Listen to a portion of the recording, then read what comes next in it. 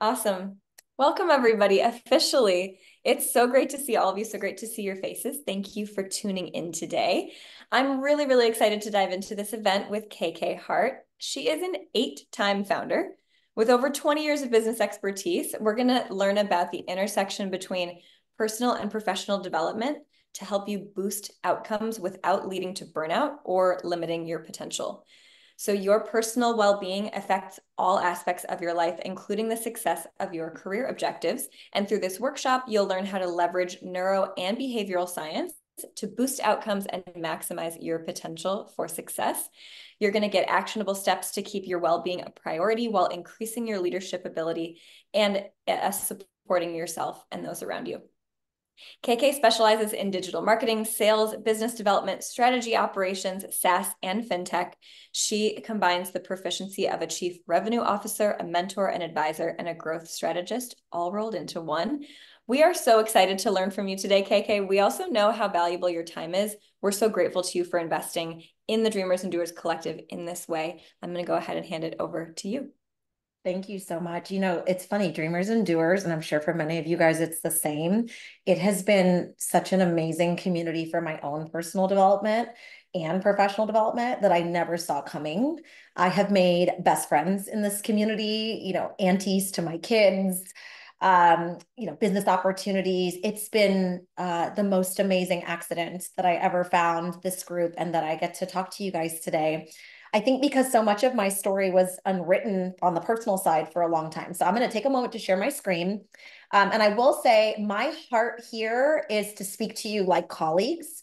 Because, in a lot of ways, women founders, women creators, women professionals, we have similar struggles. I always think we're more alike than we are different. And I want to approach this from the idea of how you can help yourself and also how you can help, those that you support and that you care for. I actually wrote the Mind and Body Guide to Growth because I kept seeing many of the personal development pitfalls in my clients start to hurt their professional desires and needs. And it seemed to be such an easy to overlook aspect of growth that I kept running into it more and more. So this is the Empowered Leader series. I'm going to talk to you today from the perspective of helping yourself.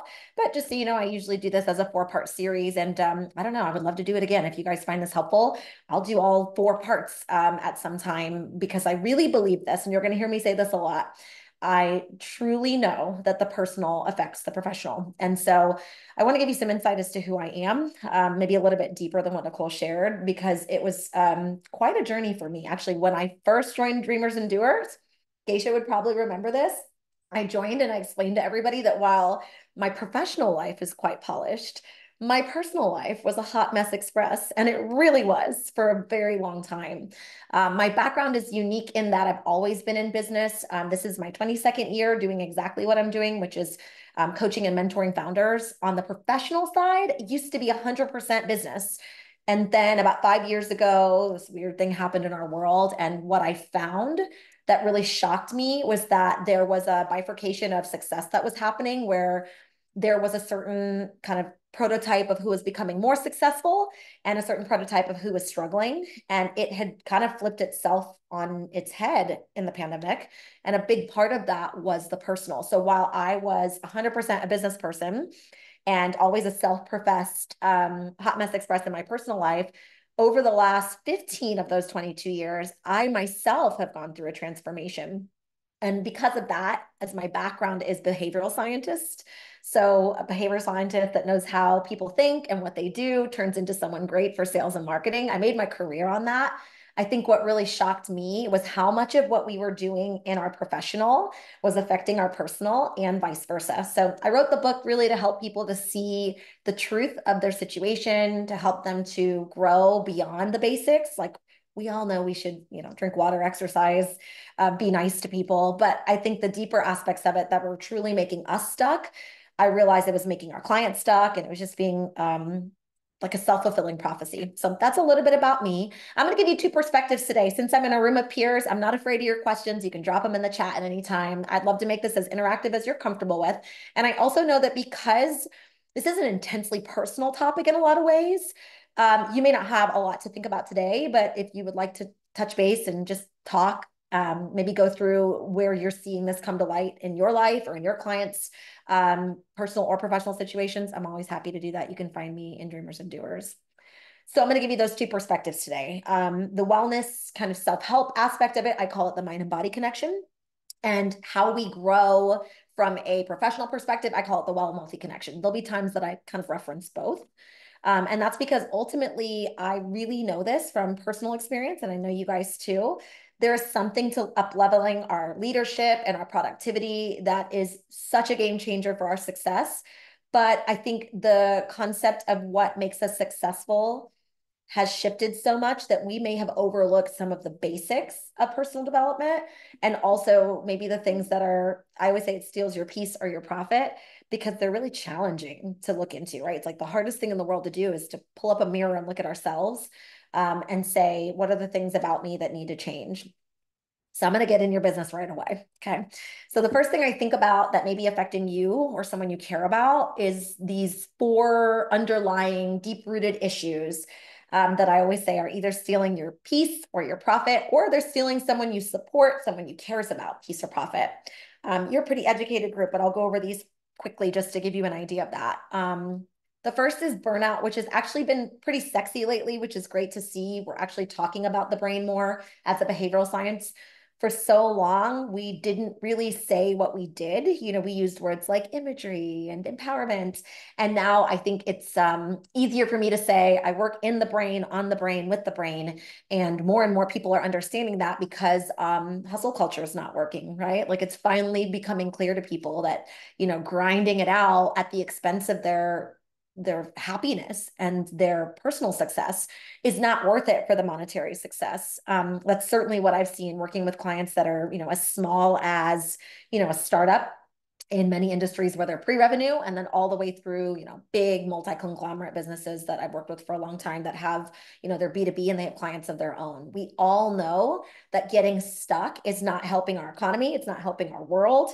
It's not helping us ethically, and it's certainly not helping us personally. And ultimately, it's hurting us financially, because when someone is stuck, they're not buying, they're not growing, they're not exploring, and our economy runs off that stuff. The second aspect of this is just stress in general is starting to get people to a place where it kind of defaults them back to old behaviors. I always say there's, what we think of as big T trauma. So, death, divorce, childhood stuff.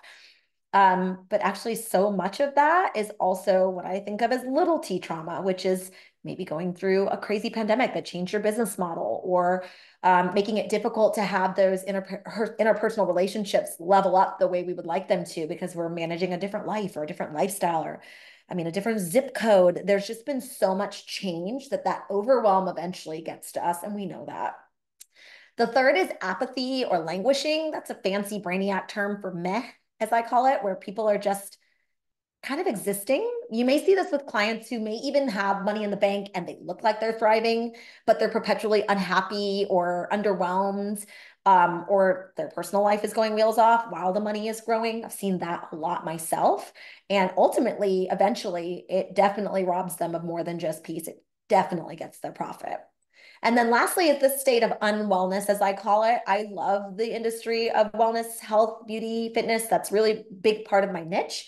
I work from the operators on the ground floor, working with clients, all the way through, the tech companies and the financial companies that support them. But we're not doing this right. Like, if we're honest, we're representing women in ways that don't necessarily make sense anymore. Everything is filtered and polished and, tightened up, and it's not exactly presenting our best self to a client who also feels that way. And so while we're presenting, hashtag wellness, it's really what I call unwellness. We have these unhealthy, coping habits or unhealthy ways of getting healthy that aren't making sense. So I may seem really negative for a second, but let me turn this around and make it more positive. There's a quote I use in the book that's really been helpful to wrap our minds around this. And in order to dive in its simplest form, we need to understand how our brain functions. I always say, we can't talk about you. We can't talk about your clients. We can't talk about the people we care about until we acknowledge what makes you, you, or them. And that is their brain. And so if we were to go deeper into what our brain is at its core, it's a rapid prediction machine. So anything that I do today, my brain is already calculating the neurons and the processes and the pathways in order to make that easier to do again. That's really what the brain wants to do. And then it's going to predict what's going to happen next based on what's happened before. That's its natural function. So if I think about this from the perspective of clients being stuck, or even ourselves just feeling areas of which that we're maybe languishing, stuck, or feeling overwhelmed, essentially what we know about the brain is that, well, let me just say it more directly. If you like the brain you have, great. We should love it more with our actions.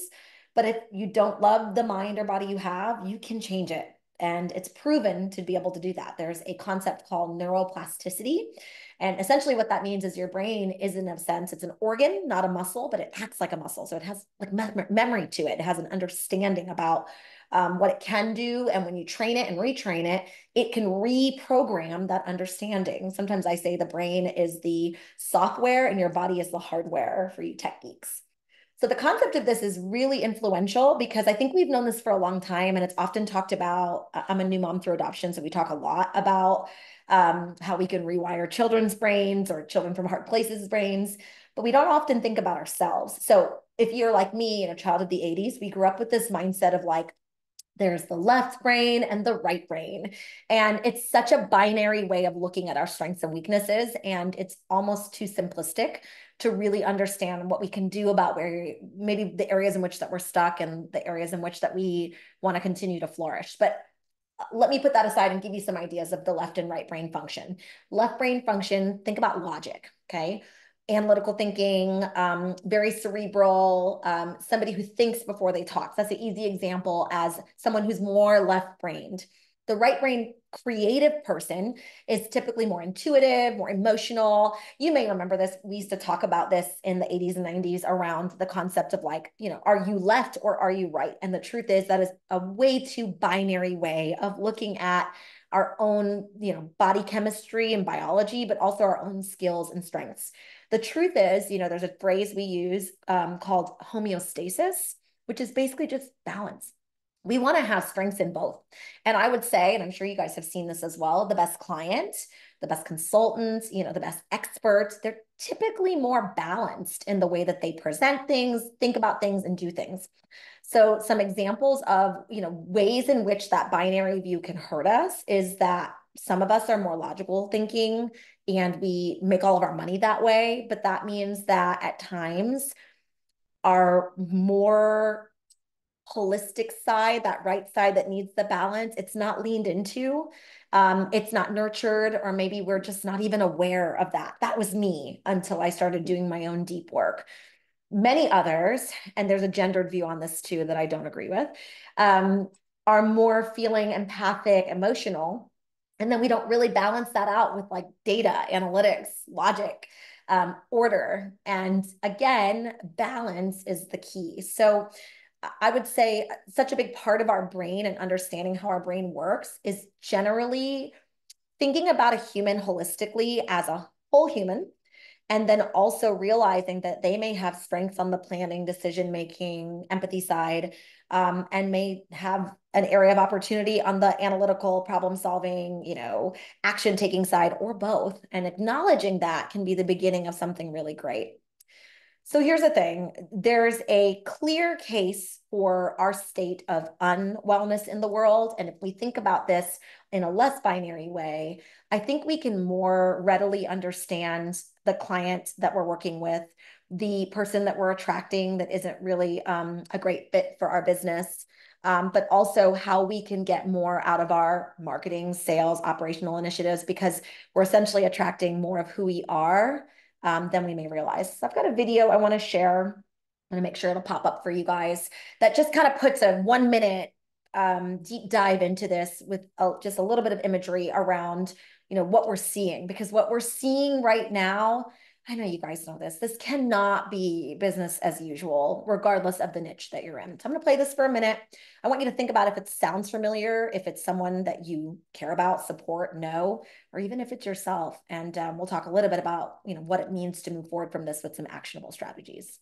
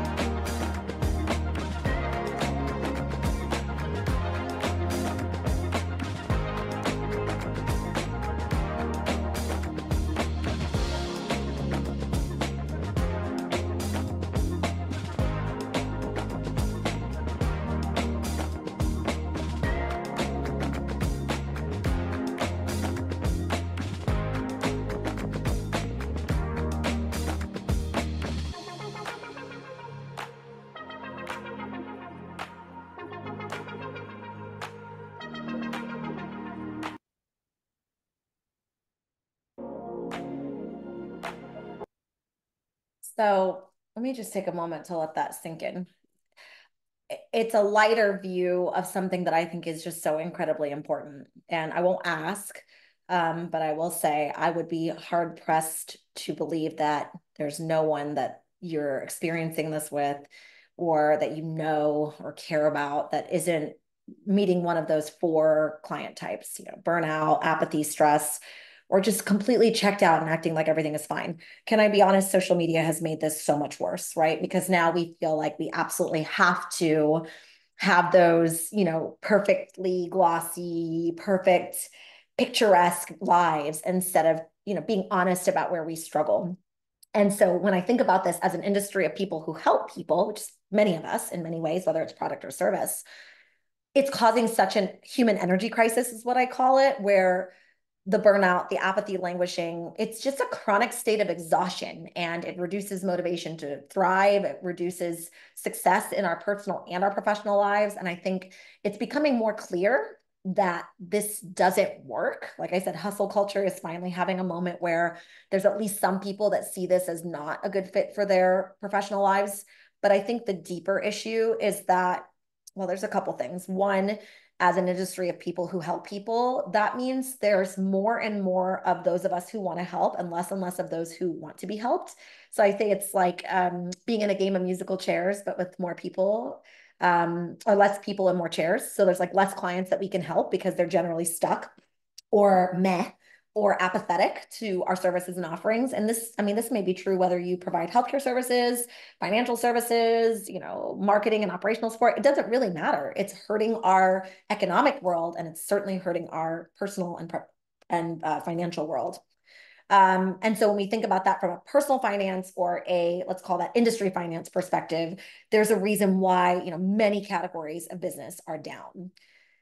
This is where I say this cannot be business as usual. We've gotten by, I would say there are even businesses that have thrived. I've been very lucky to take my business model of like straight up pay to play consulting, mentoring services and be able to write a book and offer courses and certifications and be able to kind of, verticalize my business this way. But this is not our best. And I'm a big believer that maybe some of the things that we can do is to identify the bottlenecks, identify the areas of stress, maybe even rethink the way that we work with clients, present our offerings. And I would say, especially like, what are the sources of stress around the people that you work with? What are the things you can take off their plate? Like what's in your scope? But many of us are in the business of helping people. Some of those things are completely outside of our scope and we don't want to touch it, right? We want to stay in our zone of genius. And so when I think about that personal and professional stress, I want to empower you today to know when it's outside of your zone of genius and not something you want to touch. But I also want to educate you in case you're starting to see this as like a major, massive issue that you are passionate about. And I would love to talk to you more about what that could look like if we partner together or just giving you some resources so that you can do it on your own. Essentially, regardless of the niche you're in, regardless of the part of the world you're in, this is happening. In fact, these statistics are just a clear numerical answer to a very deeply personal qualitative issue. So one of the things I look at, this 83% of US workers suffer from personal and professional stress. That's like the biggest easy button duh moment, right? I think where we can get to caring about doing something is that 57% of those people reported negative consequences in their work product, in their ability to have quality work. And so when you think about the business of helping people, for those of us who are so passionate about that, you can see where all the roadblocks are. And even when we think about, presenting a better self and a better service and a better product for our clients, it's really hard to do that if our personal and our professional behaviors are inconsistent with that. There's a mismatch in that identity that I'm just going to tell you guys how I normally say it. I always say the fish rots from the head. And so if that's the case, we may be attracting the very client we don't want to work with simply by not dealing with our stuff. So there's a lot to this. I would say in the hustle and bustle of modern life, it's really easy to lose our sight of our own well-being, especially those of us that are in the business of helping others, because we're busy in our family, work obligations, social obligations. They're excuses, but they're valid ones because we're in the business of helping others all day long. where I think we can all agree is that there is a clear mind and body connection. So while even when I was really kind of going through my own personal journey, becoming a mom, as an entrepreneur already, becoming someone who overcame a lot of the setbacks of my family of origin, I kept running into this question, which is, can success be created? Like, is it just for, the elite or people who have like all the help in the world, and all the financial accolades and success? Or can it be something that we actually work at? And the great news is I can tell you for sure, I spent about 12 to 14 years of empirical research before I wrote the book, The Mind and Body Guide to Growth, that it absolutely is possible to be more successful in the areas of life that you feel stuck. So this is where, I'm speaking to a room of women today that I imagine you're very successful in areas of your life. So let me help you to separate this out. Think about all the things that you feel like you're kicking ass at. Okay, this is for the things that you're not. So this is where, when I give my personal story, people are always shocked to see how somebody who's so great professionally could really struggle so deeply personally. And I'm honest about that because I hope it empowers you and I hope it gives you some vision and some scope. And if you don't have a lot of mind body connection knowledge yet, I share that so you can realize that while we can do well on the outside, on the surface, when we go deeper down, right, the bottom of the iceberg shows that we need to make our own well-being, our own work product living inside of us so we can be even more successful. That's the easiest way to scale or grow. No VC, no PE needed, right? And so when I think about that, there's a tool that I write about in the book. It's called a personal wellness manifesto. I recommend that you do it yourselves or help clients through it or family members or people that you care about. Essentially, it's a living document that evolves as you grow and change. And so we know this, right? We often do this with clients from a growth perspective when it comes to the business. But again, when it comes to personal, it's embracing these principles that maybe have made you successful at business or that you're using to grow in business also for personal. So the personal wellness manifesto is basically, one of my mentors calls it a one-page miracle, where it gives us direction and scope, but it should also be an actionable document so you can look at things differently, you can act on them, and truly be able to measure the success of your personal life. Guys, I've done this for everything from meeting my husband, getting married, settling down, moving across the country, becoming an entrepreneurial mom. Shout out to all the dreamers and doers out there that helped me kind of wrap my brain around that. And so our mind can do a lot, right? Our mind and mindset is only one piece of it, though. And so being a part of a community like this, I can tell you for sure that taking your mindset and your stuck and kind of being very direct about that and actionable about that can be the very first step, but it's not the only step to success. We have to lay out a plan for implementing. So that personal wellness manifesto is essentially a chance for you to be the creator of your own well-being. It may be something like wanting to spend more time doing things for your body. So putting that on your calendar and having that be a part of your wellness manifesto. The living document means you may check in on it monthly, quarterly, annually. I always find that habit stacking works really well. Habit stacking is the idea of taking a habit that you already do and adding in the habit that you want to add in at that time. So for instance, I review financials monthly with clients and then quarterly with bigger trends. So I do the same thing with my personal wellness manifesto. It's like, what am I working on in the short term? And this starting to sound familiar. And then what are the things I'm kind of reaching for in the long term and putting it all together. I want to give you a couple other principles to consider before I move on that maybe will give you some scope as to where you want to focus your own personal goals on, or where you want to help someone that you care about. Self-awareness. I found that, and this is hard to say, but I know you guys know my heart. It doesn't really matter how much money in the bank, how good someone looks on the outside, how successful they appear on the surface. Like without that true self-awareness strength, things come up. There's an inner potential there that's usually untapped and underutilized that I really believe most people are ignoring, or like you saw in the montage video, they're kind of just, dancing it out on TikTok. And I think if we go deeper there, there's so much more that we can get out of life. I took a multi-year social media vacation as an example of something that I did, and have purported to clients to do ever since, which is a chance for me to disconnect from that external self and go deeper into who I really am, big S self, so to speak. The others are, the mind and body connection that is real, and finding harmony between what you do for your mind, what you do for your body. It could be something really simple like picking up pickleball, for instance, as a practice and kind of strengthening both sides of your brain. That's actually proven.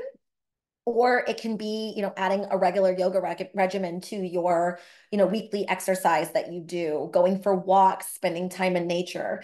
This stuff starts to sound like what you've heard for years or decades and maybe haven't made time or scope for in a while. So forgive me for that, but that's because the fundamentals of success, they are still the fundamentals, no matter what the economic culture tells us. There is a baseline to success that's both personal and professional that you can follow. A couple others that have been really successful for clients. So I mentor clients on professional development and personal development. And usually we do both, but there are clients that I work with that are strictly working on, big, hairy, audacious personal goals. And so one that really shocks them is silence, like the power of being still, going into a state of rest. That may be, taking a full month out of the business or out of work.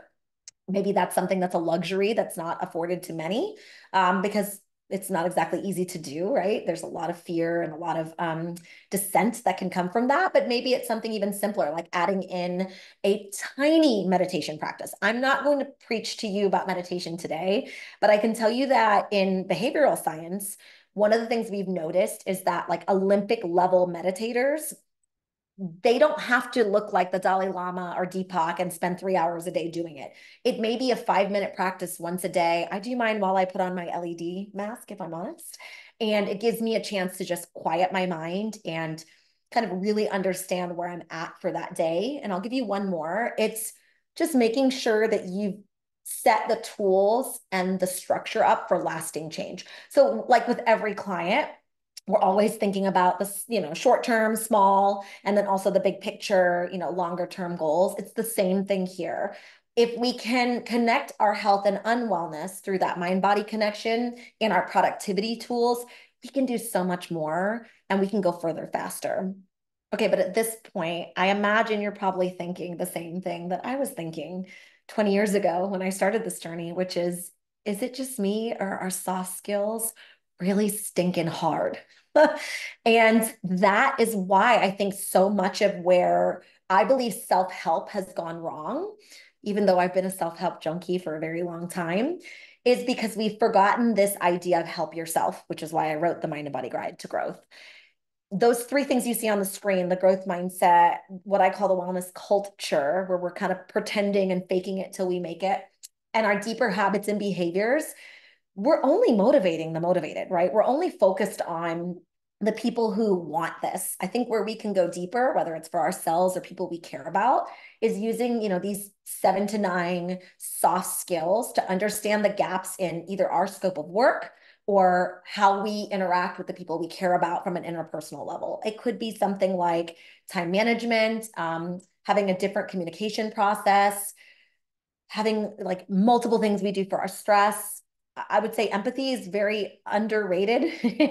And just understanding that everybody walks a different walk. I would say these are the things that help us, but the things that keep us stuck is that the growth mindset is not the fake it till you make it, make it all look good on the outside and not be honest about where you're struggling on the inside, opposite of the growth mindset. A growth mindset says, I acknowledge what struggles and I come up with a way to grow past that. That's what a true growth mindset is. And then finding things in our wellness culture that make sense for you. So maybe it's not, taking a sweaty selfie after you take a class at a studio because that's what they tell you to do, but it's like forming deeper connections when we're there, right? Befriending the instructor or appear in the room and getting to know kind of what their life is about, what their stuck is about, maybe what they love to do for exercise beyond the class you guys just took. These are those simple things that help us to have a better life, as well as, more money in the bank and all the things that we think we care about. And then lastly, examining your habits and behaviors. This one is tough. I am a self-professed good girl, bad behavior person. And so the way that looked, for me and for type A clients like me, and it could be you, is around this idea of like, I work too much and that's okay because it brings me all this external success.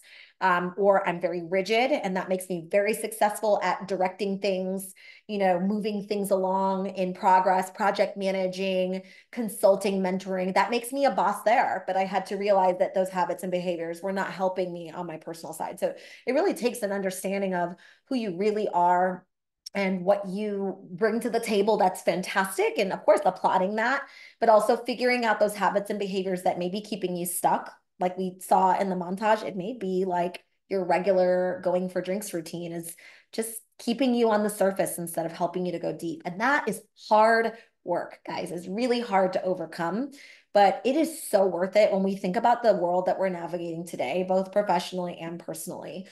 You see, I've had the ability to see behind the curtain of a lot of really influential, really revered, really powerful people. And shockingly, I think the issue and the solution is the same. It's them. It's the same. It's you are both your problem and your solution. And so my mother always said to me, show me your friends and I'll tell you who you are. And that is really annoying because it's very true. But what I always think about is, show me how you treat your brain and I'll tell you your strengths and probably where you're stuck. And a big part of that are the things you see on the screen here is like the things that are keeping us stuck is often the things we think of as our general day-to-day stretch. There is healthy stress, but that's not what we're talking about here. This is everything from big T trauma to really struggling with certain aspects of where your business is going, maybe where your personal life is, and addressing those. So I want to say this, and I hope it doesn't sound callous. Like it really doesn't matter how successful you appear, how great your, life is in one element if it's not balanced in the other. And the reason for that is how much stuff you have, how much money is in the bank. That's the one everyone always thinks about. How many engagement likes you're getting on social media. It is not predicting your success the way it used to. And we know that. So as behavioral scientists, some of the things we realize is that the access to things, we have more resources, support, you can exercise at home or in a physical building with more options than ever before. You have access to meditation without flying to India and sitting with a monk. And yet we are more stuck than ever. So it's not about access. It's not about resources. It's truly about where we treat our brain and more importantly, how we move through these kind of eventual stages of our own inner self. So I created this. It's a graphic directly from the Mind Body Guide to Growth. And I want to explain it to you a little bit as I get into, more tangible tips. This idea of where we are comfortable is called the comfort zone. You'll see it here in the lowest quadrant. And that's where many of us are. We may not be fully in our hurting zone, but we are definitely just chill vibesing in our comfort zone. And if you think about the things that we're facing today or that someone we care about or support are facing today, I'll list a couple just to make this real for you. Financial stability and instability, both in the markets, in the business, maybe where we work. Layoffs are bigger than ever. There's excess debt that people are taking on. We're more materially focused than ever before as a culture. People are generally prioritizing these quick, easy wins versus long-term benefits and success. That's really hurting us. There's almost this obsession with how we look and that external self versus the inner self. And I'll talk about that in just a moment. Generally, I'll spend an hour with a client going over, marketing, areas in which they can grow the business. And then we get off that 1 hour call and they mention like a bomb to me about, their partner is checked out in their relationship, their kids are wheel off. They feel really unsure about where they're living and safety concerns. Like it is so much more than just not being at our very best and not being as successful. It is generally hurting us in all aspects of our lives. And then, of course, I would be remiss if I didn't mention those compulsive behaviors that are really leading to a lack of focus and present oftentimes as addiction, like on the highest end of the spectrum. But Also, those good, bad behaviors that I referenced, workaholism, materialism, being generally discontent and distracted, not great at decision making. Those are really important aspects of our lives that we have to get together. Again, even while there may be money in the bank and opportunity to grow and thrive personally and professionally, eventually the personal will affect the professional. And that is my passion. So when I think about ways in which you can help yourself, this graphic is actually based on a model called internal family systems. And internal family systems is awesome because it's a do-it-yourself kind of, I call it help yourself model, where you get to know the three parts and three types of parts inside of you. You'll see them at the bottom of the graphic here. They're called manager, exiles, and firefighters. And as you get to know yourself more, you'll realize there's certain aspects of yourself that are really fantastic and help you get stuff done. And then there's aspects of yourself that keep you stuck. There are no bad parts, but the parts, they have a function. And so even when they have a negative function, they've probably done something for you.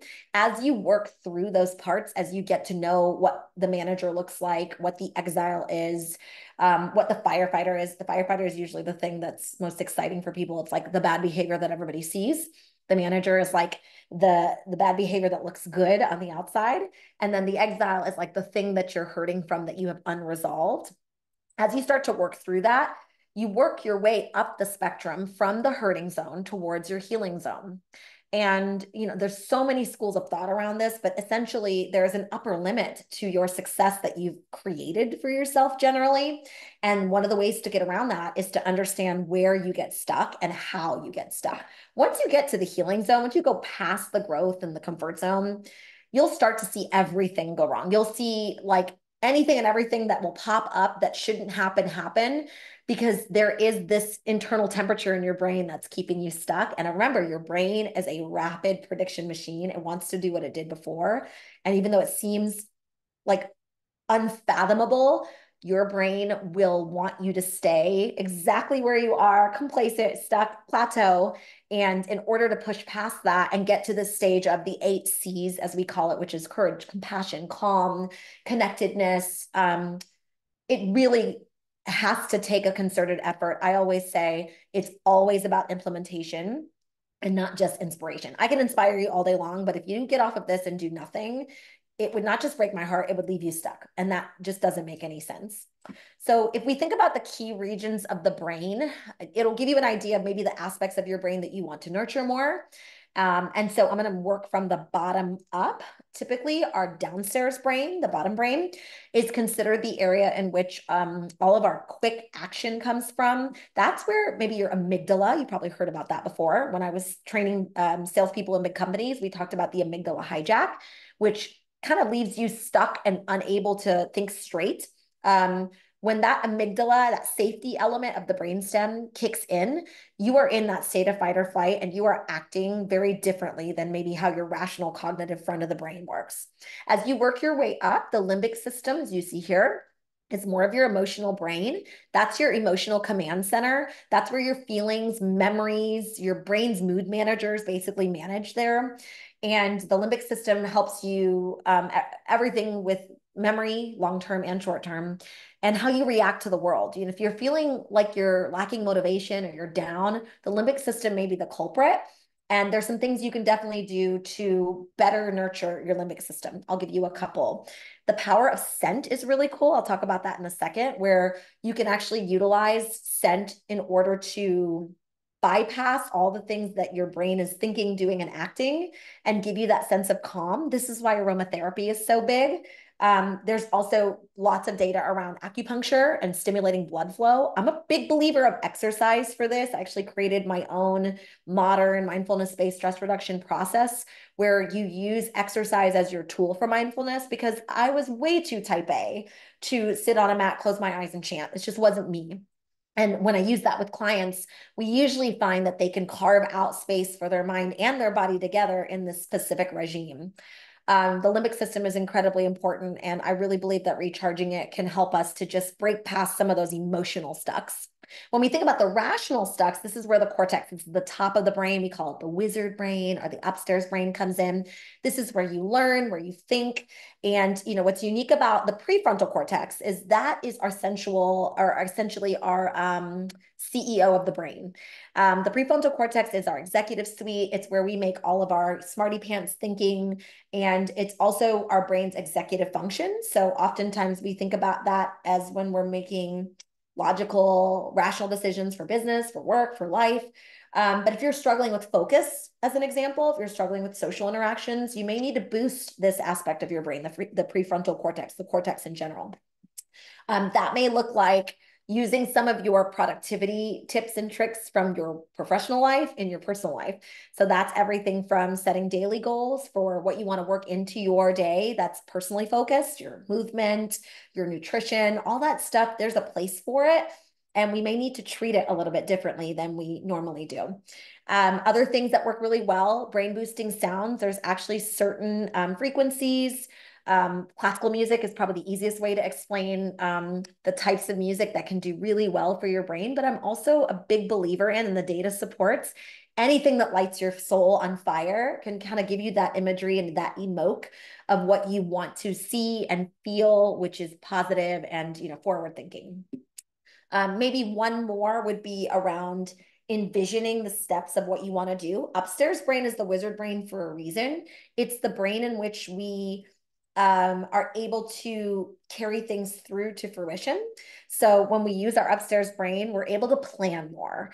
We're able to think ahead. This is where, having some of those tools in your toolkit from your professional life can definitely help with your personal life. It just sometimes gets overthought and underutilized.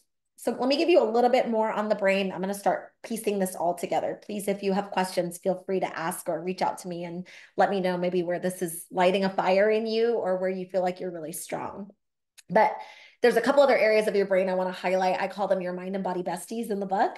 And those are those areas of your brain that I think we may know the name, but we don't understand the function behind them.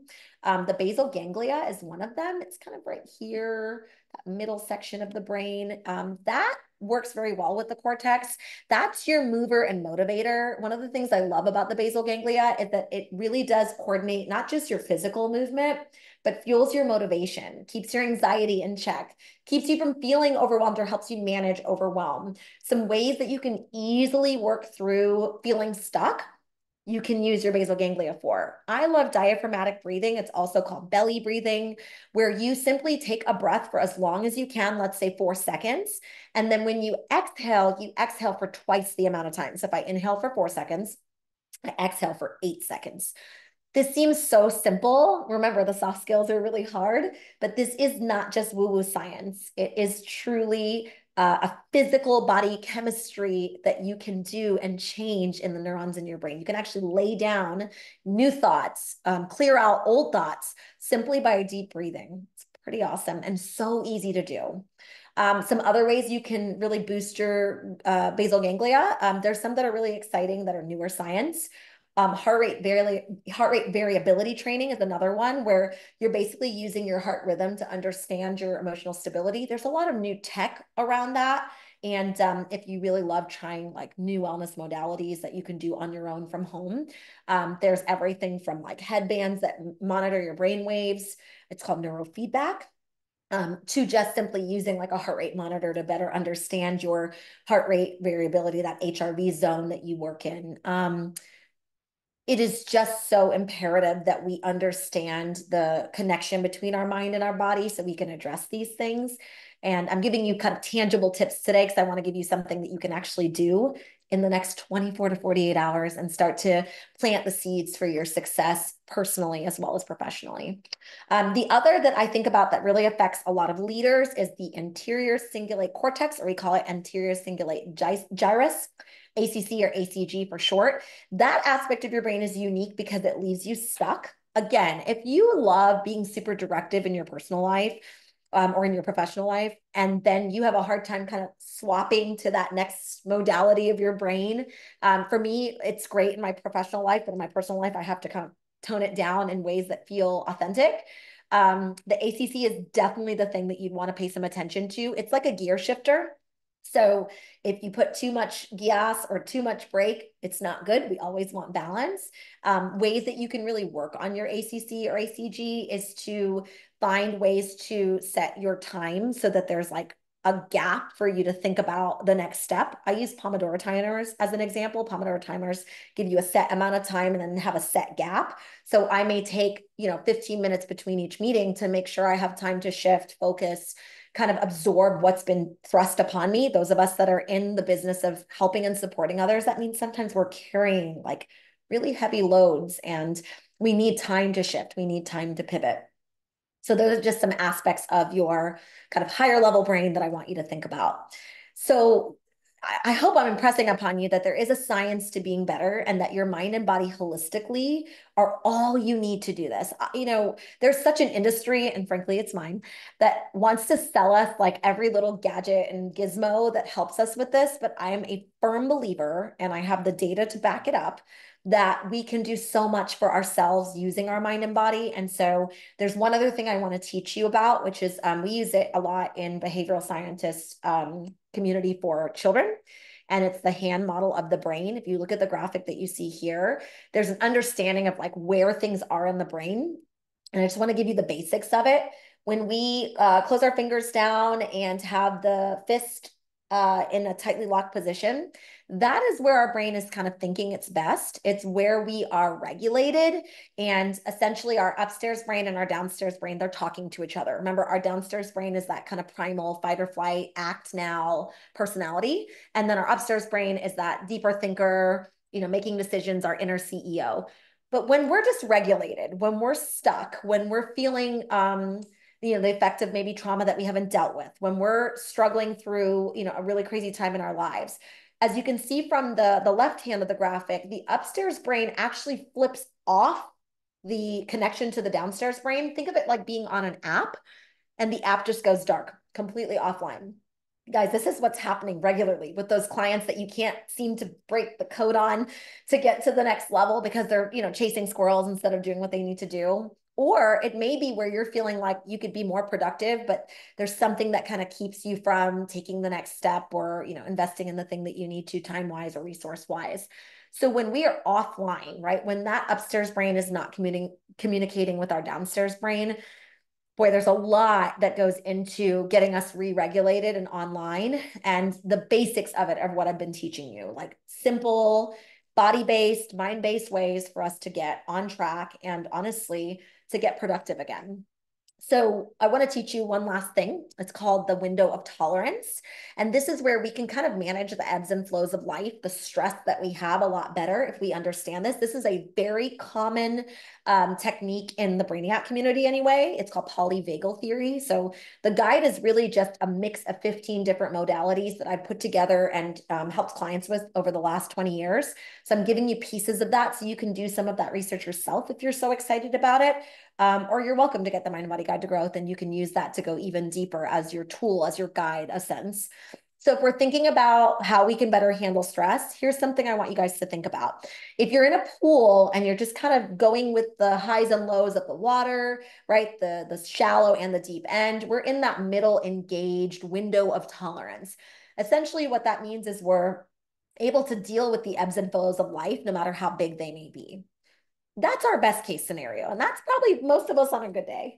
However, if you think of your brain as a muscle that really is more like a conglomerate with your nervous system, and that nervous system is a large city, then the brain is the city center, but the nerves are basically like roads and connections to the city center.